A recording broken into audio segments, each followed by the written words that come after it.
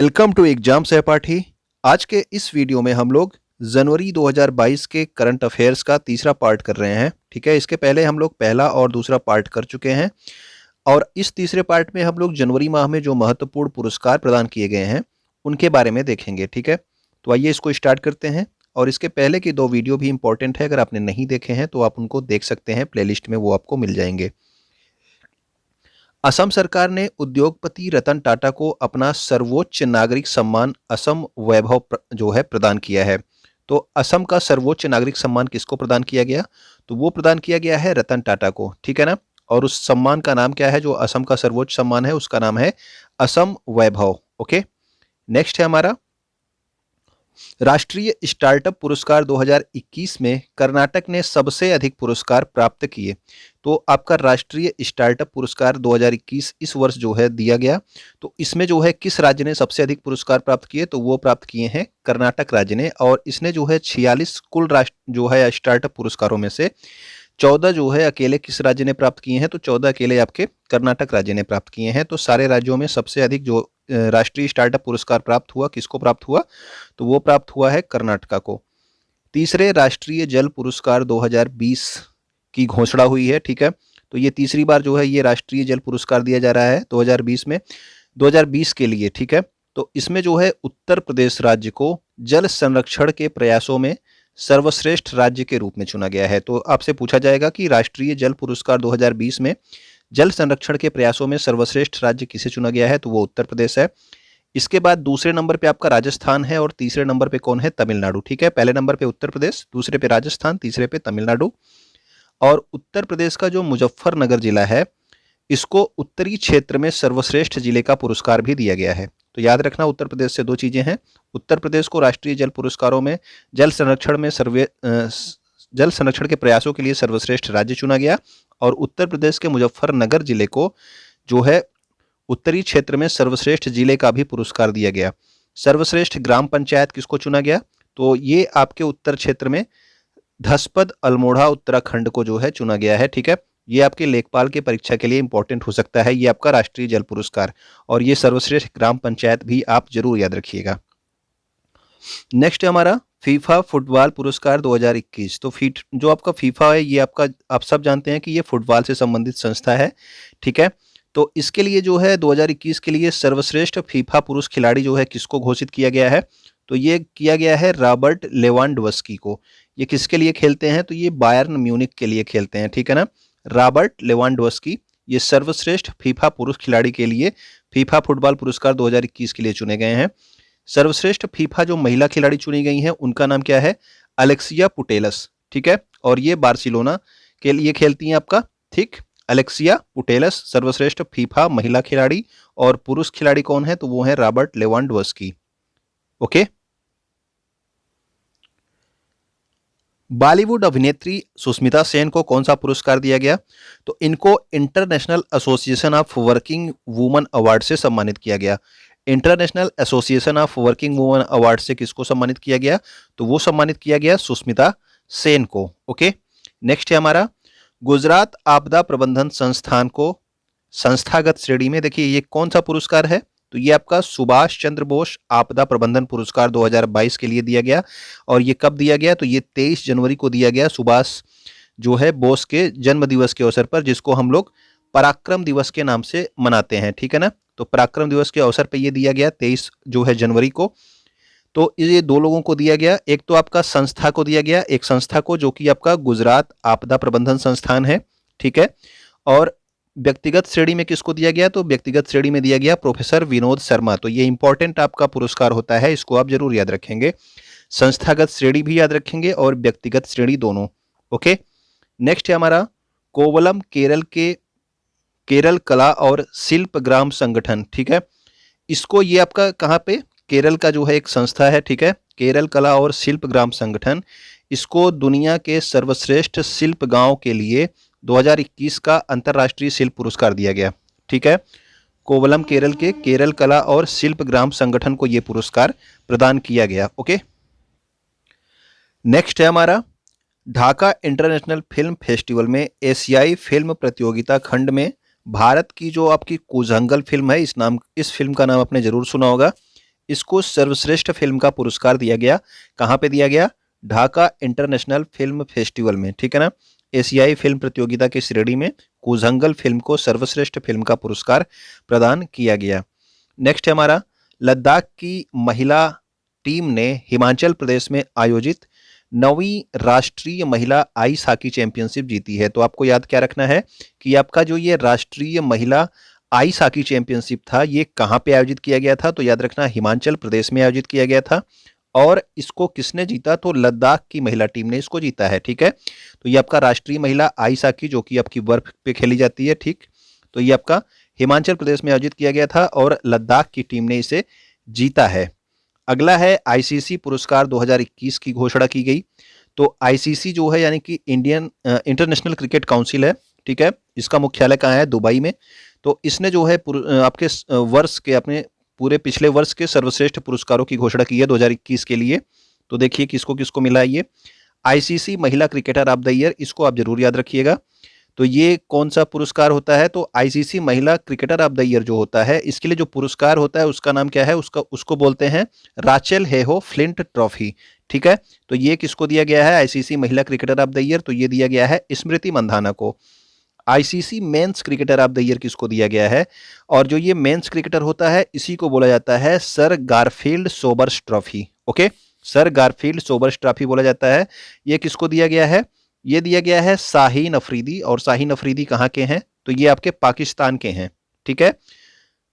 अगला है हमारा ICC men's T20 cricketer of the year. तो T20 क्रिकेटर किसको दिया गया है? तो ये भी आपके पाकिस्तान के खिलाड़ी हैं मोहम्मद रिजवान, इनको दिया गया है ICC men's T20 cricketer of the year.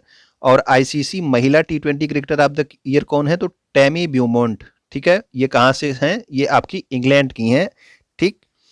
ICC में अगर मेंस में अगर one day cricketer of the year की बात की जाएगी तो वनडे क्रिकेटर में आपके बाबर आजम, ये भी आपके कहाँ से संबंधित हैं? ये आपके पाकिस्तान से संबंधित हैं, ओके। और आईसीसी महिला one day cricketer of the year किसको दिया गया है? तो ये दिया गया है लिजेल ली को, ओके। आईसीसी महिला वनडे क्रिकेटर, ये वनडे क्रिकेट की बात हो रही है। अभी आपने ऊपर देखा था T20, नीचे फिर यहाँ पे वनडे, और जो आपका था वो ओवरऑल था ICC men's player of the year, ICC women player of the year, ठीक है। तो आईसीसी महिला वनडे में लिजेल ली हैं। और अगर test cricketer of the year की बात पूछी जाएगी तो टेस्ट क्रिकेटर में आपका कौन है? जो रूट है, जो कि इंग्लैंड से हैं। इनमें कोई भी जो है भारत का पुरुष खिलाड़ी नहीं शामिल है, केवल आपकी स्मृति मंधाना, आपकी एक ही जो है भारतीय को ये पुरस्कार मिला है इस वर्ष, ओके। ये भी आप याद रखना। नेक्स्ट है आपका हर्षाली मल्होत्रा, ये अभिनेत्री हैं, आपने देखा होगा बजरंगी भाईजान मूवी में जो छोटी बच्ची होती है वो, उनका नाम है हर्षाली मल्होत्रा। इनको 12वें भारत रत्न डॉक्टर भीमराव अंबेडकर पुरस्कार 2022 से सम्मानित किया गया, ओके। तो ये भी आप याद रखेंगे कि डॉक्टर अंबेडकर पुरस्कार 2022 से किसको सम्मानित किया गया? तो ये अभिनेत्री हैं हर्षाली मल्होत्रा को। नेक्स्ट हमारा ग्लोबल प्राइवेट बैंकिंग अवार्ड। तो इसमें जो है जो आपका HDFC बैंक है, इसको भारत में सर्वश्रेष्ठ निजी बैंक, यानी कि निजी का मतलब आपका प्राइवेट बैंक, यानी कि सबसे अच्छा जो प्राइवेट बैंक है उसका अवार्ड किसको दिया गया? तो वो दिया गया HDFC बैंक को। और ये किसने दिया है? किस संस्था ने? ग्लोबल प्राइवेट बैंकिंग, ठीक है ना। तो ये आपका HDFC बैंक को भारत में सर्वश्रेष्ठ निजी बैंक के रूप में जो है अवार्ड दिया गया है।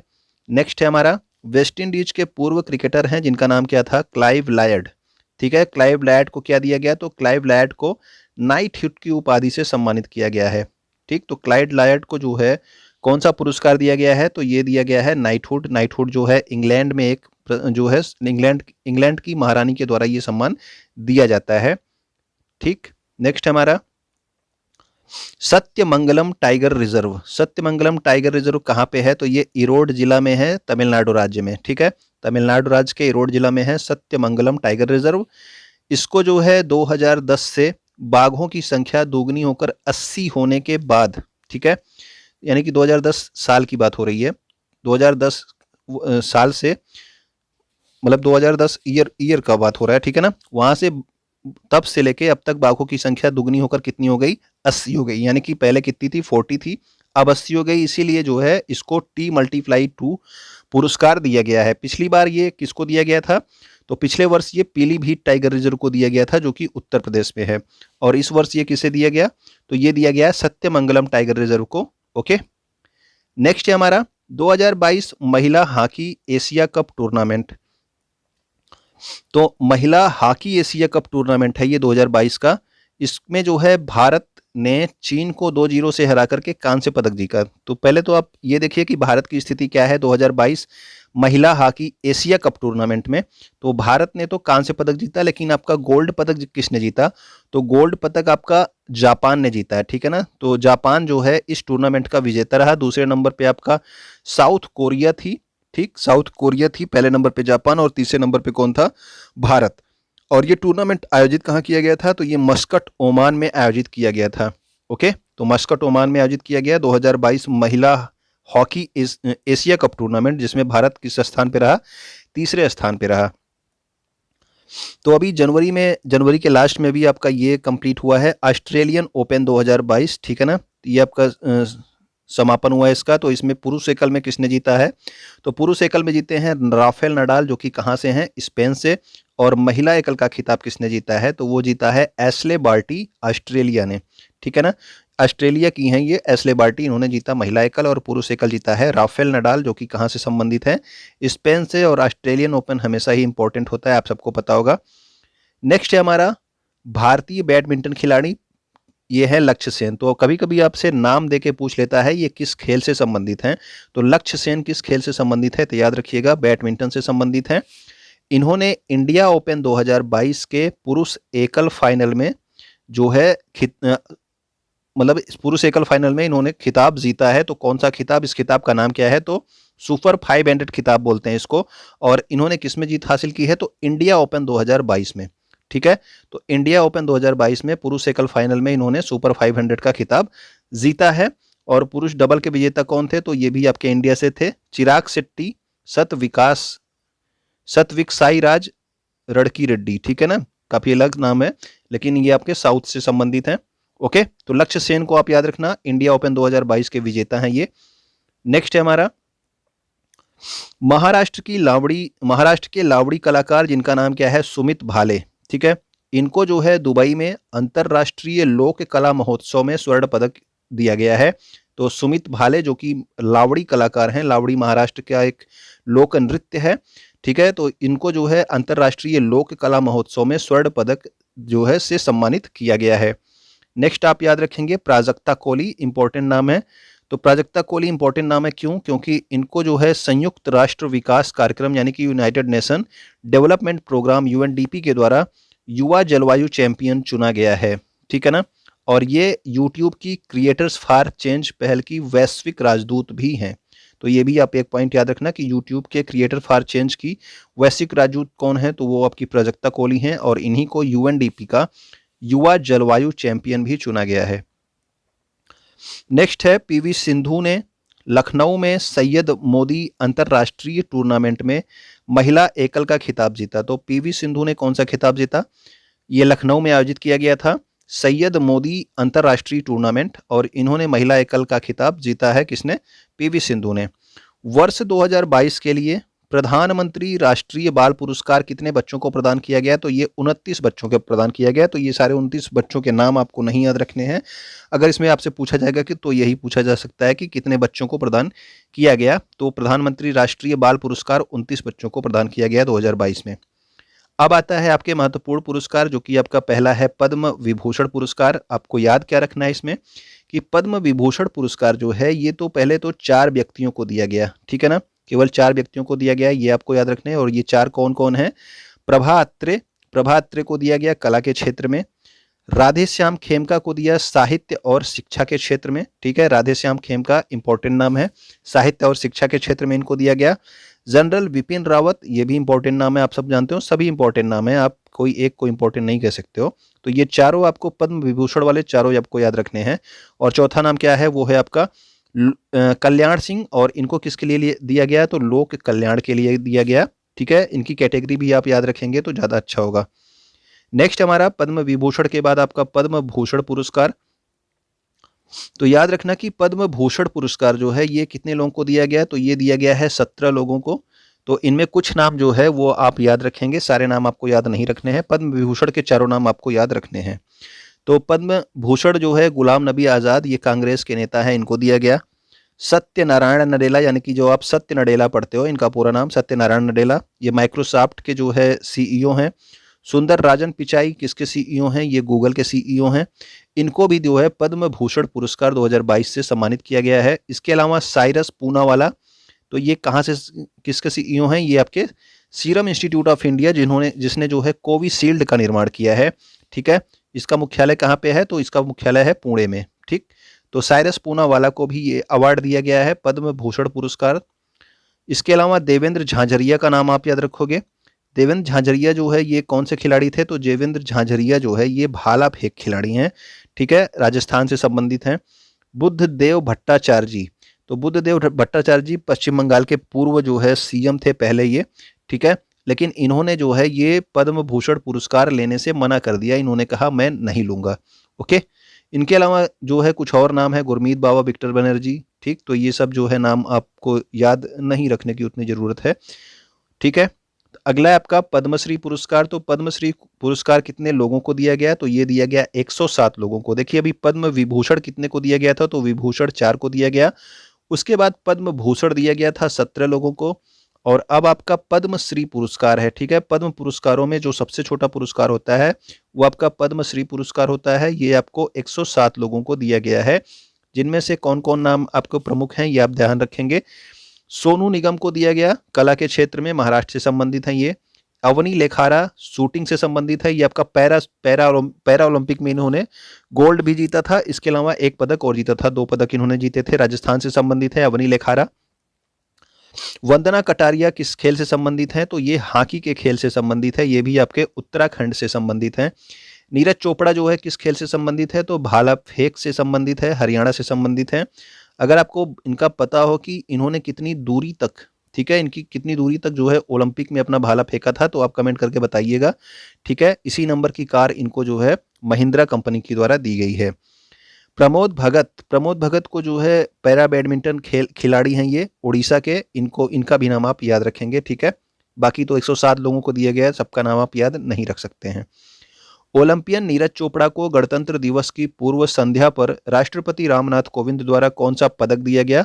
परम विशिष्ट सेवा पदक। ठीक, तो परम विशिष्ट सेवा पदक से सम्मानित किसको किया गया? तो वो आपके ओलंपियन नीरज चोपड़ा को। ठीक है, तो नीरज चोपड़ा ओलंपियन क्यों? क्योंकि ओलंपिक में इन्होंने पदक जीते हैं, इसलिए ओलंपियन लगा हुआ है। नेक्स्ट हमारा, भारत की नवदीप कौर ने नेवादा लास वेगस में आयोजित मिसेज वर्ल्ड 2022 प्रतियोगिता में सर्वश्रेष्ठ राष्ट्रीय पोशाक का पुरस्कार जीता है। तो इन्होंने सर्वश्रेष्ठ पुरस्कार नहीं जीता, बल्कि पोशाक, यानी कि इन्होंने जो कपड़े पहने थे, जो कपड़े के लिए जो आपका वोटिंग हुई थी, सबसे अच्छा राष्ट्रीय पोशाक किसका था? तो वो किसका था? वो था आपका नवदीप कौर का। ठीक है ना, किस पुरस्कार में? तो ये आपका किस प्रतियोगिता में? तो ये मिसेज वर्ल्ड 2022 प्रतियोगिता, ये मिस वर्ल्ड नहीं है, ये मिसेज वर्ल्ड है, ये दूसरा पुरस्कार है। ओके, नेक्स्ट हमारा, अमेरिका की साइलिन फोर्ड को मिसेज वर्ल्ड 2022 में आपका विजेता के रूप में घोषित किया गया। इसको मैंने यहाँ पे इसलिए लिखा, ये इतना इंपॉर्टेंट नहीं था, क्योंकि आपको पोशाक, उसमें जो है नवदीप कौर की पोशाक के लिए उनको अवार्ड दिया गया था, लेकिन जो विजेता में कंप्लीट रूप से चुनी गई वो थी कौन? मिसेज वर्ल्ड 2022 की साइलिन फोर्ड को चुना गया था। ओके, आपकी नवदीप कौर को पोशाक के लिए सर्वश्रेष्ठ राष्ट्रीय पोशाक का पुरस्कार दिया गया था। Paytm payments bank limited Bharat में सबसे बड़ा और सबसे तेजी से बढ़ने वाला यूपीआई लाभार्थी बैंक बन गया। तो भारत में सबसे बड़ा और सबसे तेजी से बढ़ने वाला यूपीआई लाभार्थी बैंक कौन बन गया है? तो वो बन गया है आपका पेटीएम पेमेंट्स बैंक। ये भी इसके लिए एक उपलब्धि ही है। विश्व रैपिड शतरंज चैंपियनशिप 2021 में किसने जीता है? तो ये आपका विश्व रैपिड शतरंज चैंपियनशिप थी, तो इसको उज्बेकिस्तान के नादिर बेग अब्दुर सत्तारोव ने जीत ली है। ठीक है ना, नादिर बेग अब्दुर सत्तारोव ने इसको जीत ली है, विश्व रैपिड शतरंज चैंपियनशिप 2021। नेक्स्ट है हमारा, डॉक्टर सतीश अडीगा को जो है कौन सा पुरस्कार दिया गया आपको? ये किसके लिए दिया गया? आईवीएफ के लिए दिया गया है। ठीक है, तो आईसीएमआर ने दिया है इसको। आईसीएमआर एक जो है संस्था है, तो इन्होंने दिया है डॉक्टर सुभाष मुखर्जी पुरस्कार। किसको दिया है? डॉक्टर सतीश अडीगा को। ठीक है, डॉक्टर सुभाष मुखर्जी पुरस्कार किसको दिया गया? तो वो दिया गया है डॉक्टर सतीश अडिगा को। ओके, इसके अलावा आप अगला देखेंगे, भारत ने जो है श्रीलंका को हरा करके कौन सी जो है प्रतियोगिता जीती है अभी? Under 19 Asia cricket cup. तो अंडर 19 एशिया क्रिकेट कप किसने जीती है? भारत ने जीती है, और ये कहाँ पे हुआ था? दुबई में। और किसको हराया है? तो श्रीलंका को हराया है, ठीक है ना। तो भारत ने दुबई में जो है श्रीलंका को हरा करके कौन सी प्रतियोगिता जीती? Under 19 Asia cricket cup, Asia cricket cup था। ओके, नेक्स्ट है हमारा फोटो जर्नलिस्ट हैं ये, इनका नाम क्या है? दानिश सिद्दीकी। इनको मरणोपरांत, ठीक है ना, पिछले साल इनकी जो है मौत हो गई थी, तो इनको मरणोपरांत मुंबई प्रेस क्लब के द्वारा जर्नलिस्ट ऑफ द ईयर के रूप में नामित किया गया। 2020 के लिए जर्नलिस्ट ऑफ द ईयर के रूप में नामित किया गया, तथा red ink award for excellence in journalism भी इनको प्रोवाइड किया गया, यानी कि प्रदान किया गया। तो रेड इंक अवार्ड किसको प्रदान किया गया? तो वो प्रदान किया गया दानिश सिद्दीकी को। और जर्नलिस्ट ऑफ द ईयर 2020 से किसको सम्मानित किया गया? तो वो भी किसको सम्मानित किया गया? दानिश सिद्दीकी को, ठीक है। तो ये दोनों पॉइंट आप याद रखना। नेक्स्ट है आपका, जीशान लतीफ ने फोटो पत्रकारिता श्रेणी में रामनाथ गोयनका पुरस्कार जीता है। तो रामनाथ गोयनका पुरस्कार किसको मिला है? तो वो मिला है जीशान लतीफ को, ठीक है। इस किस श्रेणी में? तो फोटो पत्रकारिता श्रेणी में रामनाथ गोयनका पुरस्कार इन्होंने जीता है। अंक ज्योतिष, जिसको आप न्यूमरोलॉजी कहते हो, इसमें जेसी चौधरी को पहला गिनीज वर्ल्ड रिकॉर्ड मिला। तो जेसी चौधरी को पहला गिनीज वर्ल्ड रिकॉर्ड किस में मिला है? तो ये मिला है अंक ज्योतिष यानी कि न्यूमरोलॉजी में। तो उम्मीद करता हूं कि ये सारे जो है पुरस्कार आपको अच्छे लगे होंगे। आप इसको जो है कमेंट करके बता सकते हैं कि आपको क्या अच्छा लगा, क्या नहीं अच्छा लगा, ठीक है। यहाँ तक अगर आप देख रहे होंगे तो कमेंट करेंगे ना। तो अगर आप देख रहे हो तो आप वीडियो को शेयर कर दीजिएगा, वीडियो को लाइक कर देंगे, ठीक है। वीडियो देखने के लिए आपका बहुत बहुत धन्यवाद।